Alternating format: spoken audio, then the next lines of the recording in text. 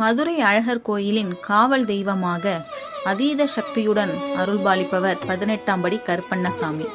கள்ளழகர் பெருமானின் திருக்கோயிலின் நகை, பொக்கிஷம், சொத்துக்கள் அனைத்தையும் இன்றளவும் கண்ணும் கருத்துமாக காக்கும் நியாயத்தின் காவலன் இவர். உருவமற்ற அருள் வடிவு கருப்பண்ணசாமி, உருவமற்ற அருவ தெய்வம். சந்தனம் பூசப்பட்ட பெரிய திருக்கதவாகவே இவர் அருளாக கருதப்படுகிறார். ஆண்டின் ஒரே ஒரு நாள் ஆடி பெருக்கன்று மட்டும் இந்த திருக்கதவு திறக்கப்படுகிறது. ஆடி மாத பௌர்ணமியில் சிறப்பு பூஜை, தீபாராதனை நடைபெறுகிறது. ஒரு காலத்தில் 18 மந்திரவாதிகள் அழகர் பெருமானின் சிலையை திருட முயன்றபோது கருப்பண்ணசாமி அவர்களை தடுத்து அந்த இடத்திலேயே தண்டித்ததாகவும், அந்த 18 இடங்களே 18 படிகளாக மாறி அவற்றின் அதிபதியாக கருப்பண்ணசாமி விளங்கினார் என்று வரலாறு கூறுகிறது. உண்மைக்கும் நீதிக்கும் காவலன் கருப்பண்ணசாமி. உண்மையை காப்பவர், அநியாயத்தை ஒருபோதும் பொறுக்காதவர். பொய் சொல்பவர்கள் அருகில் செல்ல முடியாது.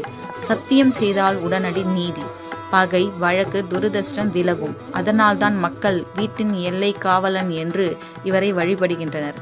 ஆடி மாதம் முழுவதும் விசேஷ அபிஷேகம், அருவாள் மற்றும் நீண்டவாள் காணிக்கை, தூய மனம், சுத்தமான வார்த்தை அவசியம்.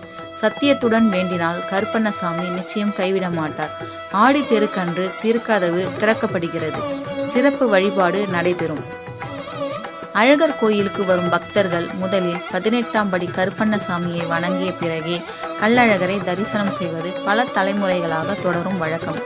உண்மையின் பக்கம் நின்றால் 18ஆம் படி கருப்பண்ணசாமி உங்கள் பக்கம்தான் நிற்பார்.